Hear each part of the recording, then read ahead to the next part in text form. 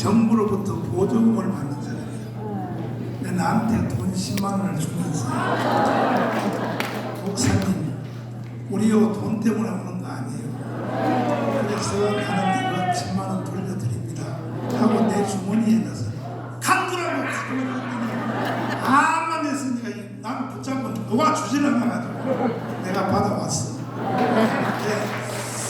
그 말 한다고 내가 여러분 돈 받지 말라는 얘기 아니고 100% 다 받아가되 돈 받아간 가치는 해야 돼 아니야. 10가지의 잔소리를 하겠습니다. 10가지. 첫째, 자유마을에 지금 여기에 가입돼서 대표가 된 사람이 7,030명, 7,030명. A조, B조, 동대표. 여러분도 다 동대표지. 이 동대표가 7,030명인데 간단해요. 혁명은 간단합니다. 한 가지 예고편 다시 말하자면 저는 선지자예요. 선지자. 아멘 더럽게 하네. 아멘. 지금 선지자인데 나는 선지자라는 것을 증명을 했어. 왜 증명했냐? 첫째, 강화문 운동을 통하여 나는 대한민국이 반드시 망할 줄 알았어요. 아멘. 내가 이걸 선제적으로 이 운동을 안 하면 대한민국 끝난다. 이걸 나는 미리 알았단 말이야. 알고 한기총 대표회장으로서 그것도 내가 들어간 것도 아니고 조영기 목사님 들어가라고 소리쳐가지고 들어간 거라고. 그래서 결국은 대한민국이 살았잖아요. 선제적 대응을 했기 때문에. 지나간 걸 가지고 말하면 그 선지자 아니에요. 앞으로 되어질 일을 보고 선제적으로 대책을 세우는 거예요. 이게 선지자예요. 그래서 강화문 운동 때문에 대한민국이 살았잖아요. 윤석열 대통령이 됐잖아요. 정권교체 됐잖아요. 아멘. 그럼 여러분들이 날 보고 그럴 거예요. 야, 이 새끼야, 네 혼자만 했냐? 우리도 쎄빠지게 다녔다, 이 자식아. 그렇게 말할 수 있지만 그래도 앞장서는 사람이 없으면 여러분이 강화문에 나와요? 아멘. 그래서 내가 선지자 맞잖아. 맞아요. 그러니까 앞으로도 내 말 잘 들으냐 안 들으냐. 들어요. 두 번째는 아까 김수현 대표님이 평택 개딸들 그거 얘기했는데 사실 그 주간에 내가 미국에 상원의원 5명, 하원의원 6명 만나기로 돼 있었어요. 이건 내가 한 달에요 5만 불씩을 내요. 한국 돈은 7,500만 원씩. 7,500만 원씩의 높은 변호사 비용을 내고 그들이 작업을 해서 만들어 놓은 세팅이야. 그런데 내가 그 주간에 사실 미국 가려고 그랬어. 가려고 그랬는데 장경국 목사 지금 미국 부흥회로 가서 내일 모레 오는데 장경국 목사가 그래요. 아이 참나 형님이었으면 태도 안 해요. 누가 평택까지 오겠어. 형님 낯짝 보고 오는 거지. 그거 무슨 뭐 사모니언 뭐 다 개뿔이야. 그래가지고 장경국 때문에 알았어. 내가 안 간다고 통보했다. 그래서 로펌한테 나 안 갑니다 그랬더니 무서운 말을 해요. 다시는 미국 올 생각하지 마. 이야, 다시는 미국 올 생각하지 마. 그때 내가 뭐라고 대답했어? 다시 안 가. 안 가도 난 평택을 갈 거야. 그래가지고 뭐 끝난 거지 뭐냐. 끝난 거지. 상원의원이고 뭐고 다 끝난 거지. 그런데 심지어 뭐라고 상원의원을 알기를 어떻게 하냐고. 오픈했어. 상원의원 한 명 만나는 것도 우리나라 총리가 와도 못 만난다는 거야. 그건 사실이더라고. 그런데 무시했다 이거야. 상원의원 5명을 무시했다 이거야. 그래서 안 간다니까. 그래서 안 간다니까.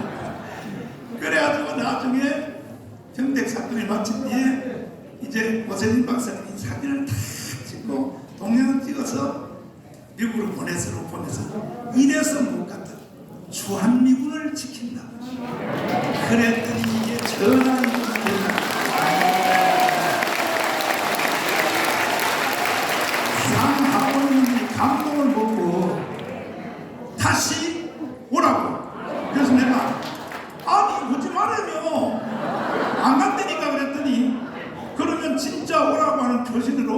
나한테 초청장을 써달라고 했어요.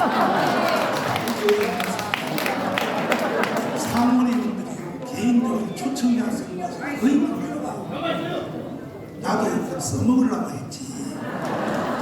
그랬더니 민지그대함이라고 상원의원의 3인자야. 이 사람이 초청장을 나한테 보냈어. 정가훈 목사를 우리가 초청하니까 저 공항에서 통과할 때에 너무 지체하지 않도록 해달라. 기빈실로 나갔어. VIP석.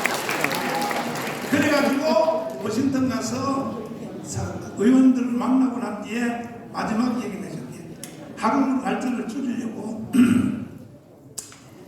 오전에 마지막 한 사람을 하원의원을 만나고 비행장으로 바로 가도록 시간을 딱 재놓고 비행기 타러 가도록 딱 했더니 마지막 만난 하원의원이 하는 말이 이런 말을 하는 거야. 목사님 여기 3일 왔다 간 이후에 상하원이 발칵 뒤집어졌다. 지금 이 소문이 점심시간에 밥 먹는 자리에서 전체가 다 주제가 됐대. 한국에서 온 기독교 대표 정가훈 목사가 한 말이 상하원위원회 전체가 휘돌았다는 거야. 그 주제가 뭐야? 송유관 끌어다니다.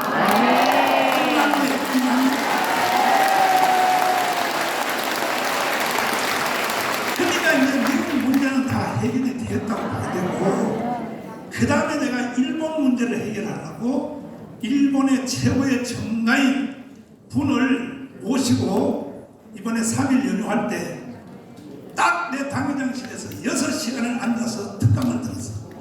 일본이 도대체 어떤 나라인가 분석을 하려고. 했더니 6시간 나한테 숨도 안 쉬고 강의했던 분이 6시간 하고 나서 호텔에 가서 쓰러졌다.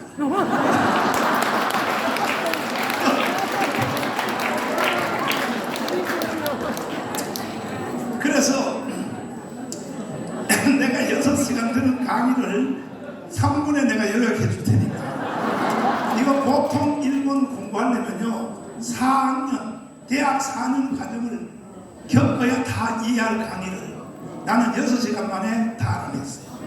이 방법이 뭐냐? 질문형 공부야. 내가 질문하는 건 대답하라 해요. 일본이 왜 생겼어요? 일본은 아시다시피 산으로 된 나라입니다. 섬으로 된 나라인 줄 알았더니 아니더라고요. 일본은요 우리나라 부산보다 더 높은 산이 10개가 넘는데 후지산을 후지산. 그 산들이 있으니까 이 일본 나라가 형성이 산과 산이 벽이 되어 있습니다. 전부 동네별로 부족 국가가 생겼는데 이 부족 국가를 사본 사람이 문관이 아니라 사무라이라는 거예요. 칼잡이 하는 놈들이 다 왕이야. 200개의 왕이 있었어. 이것을 풍신 수길이가 천하 통일을 해가지고 가짜인 왕을 천황이라는 왕을 대신 세워놓고 천하 통일을 한 것이 일본이다 이거야. 아 그래서 일본이 그렇구나. 그 다음에 일본은 왜 자꾸 한국을 침략하고 중국을 침략하느냐 그 이유 한번 얘기해봐. 그러니까 이것은 일본 사람이 가지고 있는 성경이 있어요. 성경. 이게 바로 이승만 대통령이 쓴 최초의 책이야. 내용이 재팬 인사이다. 일본의 속을 들여다보라.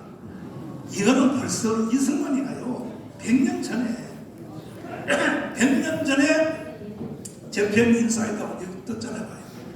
이 책을 썼어요. 이 책을 쓴 내용이 이거야. 반드시 일본은 미국을 침략한다. 그랬더니 미국의 아이비리그 학생들이 깔깔깔깔 웃어서 무슨 일본이 미국을 침략해 도라이들이지 두고 봐라 내 말이 맞지 하면서 설명하는 내용이 뭐야. 너희들이 집마다 성경이 있지. 그때 이승만이가 1904년도에 미국 갔으니까 그때는 완전한 기독교 나라예요. 미국이 최고의 전성기의 기독교 나라가 된 것이 1930년도예요. 30년도가 절정의 시간이 절정이에요. 그 30년도 때는 주일날 가게 문을 여는 사람이 하나도 없어요. 100% 다 교회가 100% 교회. 도둑놈도 교회 갔다 와서 또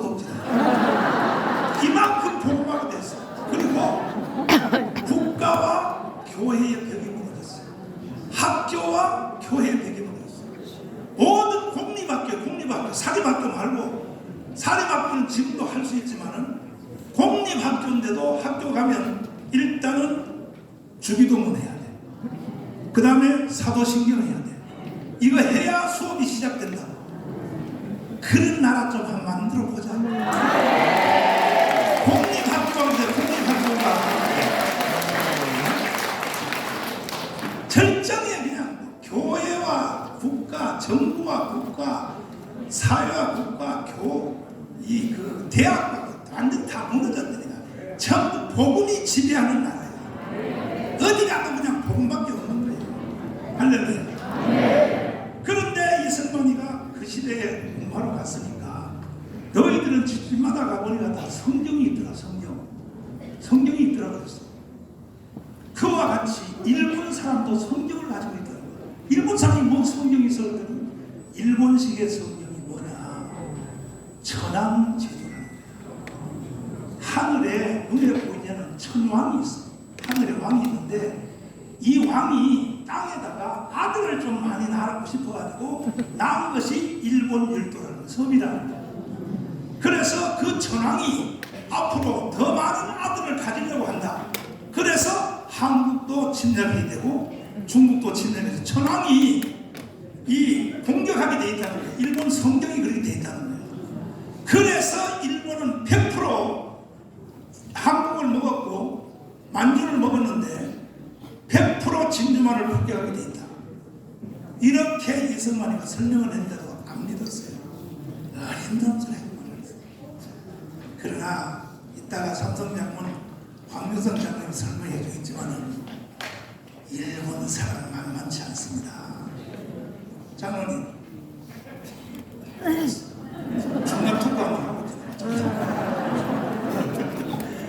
일본 놈들이 깨가 얼마나 많은지, 일본 놈들이 진주만을 폭격하는 것을 위장을 하기 위해서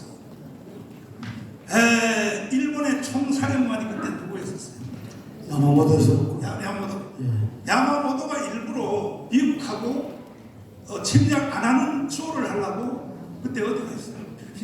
야마모토였었구는 그때 총지휘를 맡았지만 본인 자신은 필리핀 쪽에 속이는 그런 쪽 전 세계 인목을 집중시키기 위해서 거기에 있었고 실제로 기속 항모 전단을 운영한 사람은 나고 충전입니다.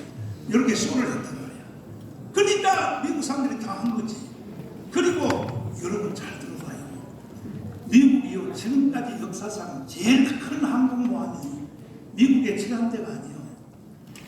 이 야마모토 함대라고 이 바다에 떠돌아다니는 비행장 알죠? 떠돌아다니는 비행장이라고. 그게 함대 하는데 미국 지간대인데 나는 2차 세계대전에서 다 쓰고 날가 폐기하여 저 멕시코만의 관광 계획으로 구경시키려고 되어 놓은 그 함대를 들어가봤어. 그게 1929년도에 은퇴했대. 그 배가. 이야, 거기를 내가 들어가보고 내가 미국에 대해서 몰랐던 게 뭐냐. 세상에 그 배 크기가 얼마나 크냐. 그 배 안에 축구장이 있어.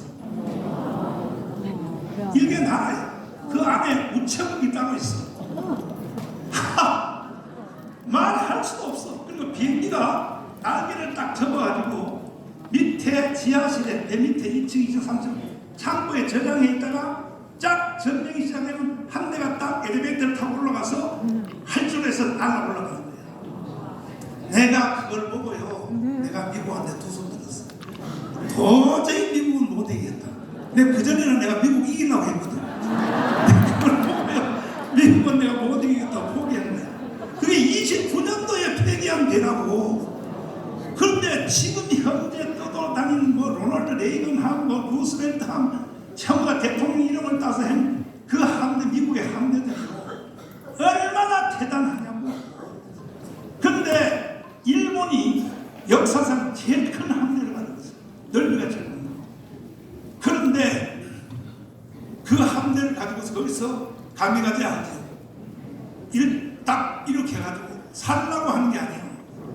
북한의 발령이 비행기보다 세대가 더 돼 있어. 일본 놈들이 그렇게 무서운 거예요. 비행기를 타고 바로 미조리 함상 거기 미국 함대 꿀뚝 속으로 그냥 들어가는 거예요. 자살 사랑을 투기. 위하여. 이런 비행기가 떠서 폭격을 하니까 지금도 하와이 가본 사람 말이야. 하와이 가본 사람 손들어. 아이고 불쌍해. 내년에 4월 10일 날 이병서 가는 대학 하와이 타지. 안 가요. 성지순례도 타죠. 돈 안 내고 공짜로 타고. 이거 이 촌년들 같은 소리. 하와이 가면요 지금도 그걸 기념하기 위하여 일본군이 폭격한 그 배를 그대로 보존하고 있어. 내가 거기 가보니까. 그런데 그 배가 제일 큰 배가 항공모함이 일본이 가지고 역사상 지금도 더 큰 배가 없어 지구상에. 그 미국은 왜 지람대가 더 크게 안 만드느냐? 더 크게 만들어봤자 효율성이 없기 때문에 현재 사용 딱 맞게 만든 지람대가 다니고 있는 거예요. 실제 그때 일본은요 배 크기만 크면 될 줄 알고 크게 만들었다. 그런데 그 배가 2차 세계대전 때 미국의 진주만을 폭격하고 나서 따그라스 메가더가 명령했어요. 저 배를 바다에 가라앉혀 다시는 건져 올리지 못하도록 가장 태평양의 깊은 바다에 가라앉히라고 해서 그래서 가라앉혀서 지금 열어놓았어요. 뭐라 전문가라서 이게 1차 세계대전하고 2차 세계대전 태평양 전쟁까지 계속 전쟁 양상, 전쟁의 형태가 변합니다. 1차 대전은 기관총이 주력 무기였습니다. 1차 세계대전 말에 항공기가, 전투기가 나타났고 사실은 불화파의 2차 세계대전은 전투기, 폭격기가 본격적으로 활약을 합니다. 그런데 태평양 전쟁은 지금 말씀하신 대로 일본이 항공모함, 왜 항공모함이냐? 미국이 일본 본토를 공격하기 위해서 올 때 요항도 해가지고 섬을 하나 점령해서 항공기 항속 거리가 있으니까 그때 불도저가 처음 나왔습니다. 일본군들이 보니까 미군들이 올라와서 조금 있으니까 몇 시간 만에 활주로를 그냥 해버립니다. 그러고 전투기가 폭격기가 들어오는 겁니다. 깜짝 놀랐는데 사실은 무엇보다 더 놀란 것이 이 일본이 항공모함을 최초로 건조를 해가지고 진주만 습격을 할 때에 항모 전단이 주 역할을 합니다. 그래서 지금 말씀하신 대로 진주만 습격은 성공했습니다. 그런데 정말 하나님의 도우심으로 그때 진주만에 있던 미국의 항공모함이 70%는 밖에 나와 있었습니다. 거기서 얻어맞지 않았습니다. 만약 거기에 다 증박해 있었으면 태평양 전쟁 끝났을 겁니다. 우리 해방 안 됐습니다. 그런데 밖으로 나와 있었기 때문에 피해가 덜했고, 그 다음에 일본이 예상했던 것보다 미국의 군수 산업이 엄청나게 복구리기 시작한 거예요. 그래서 이겼습니다. 자, 지금은 하나만 더 말씀드립니다. 미국을 참 제일 우습게 보는 나라가 우리나라 국민들입니다. 미국이 항모전단 몇 개나 갖고 있을까요? 항모전단이라는 것은 항공모함 한 척이 아닙니다. 항공모함 한 척에 거기에 탑재되고 있는 항공기는 웬만한 나라의 공군력하고 비슷합니다. 아니 내가 그때요 멕시코만의 전방에 있는 29년도에 퇴역한 그 항공모함 있잖아요. 그 화력을 가이드가 나한테 설명하면서 29년도에 은퇴한 이 배가 가지고 있는 화력이 남북한 군대가 다 가지고 있는 것보다 더 세다. 29년도에 제대한 그 함대가 지금으로 가면은 항모전단인 것은 이 항공모함 한 척이 있는 게 아닙니다. 이 항공모함을 밖에서 수상 전투를 하고 미사일 전투를 하는 순양함이 있고, 순양함 주위를 구축함이 또 합니다. 제일 마지막에 밑에 잠수함이 있습니다. 그래서 항모전단은 최소한 20층에서 45층의 배가 구성되어 있습니다. 이거요 장로님 그래서 못 알아들어요. 왜냐하면 이 무시가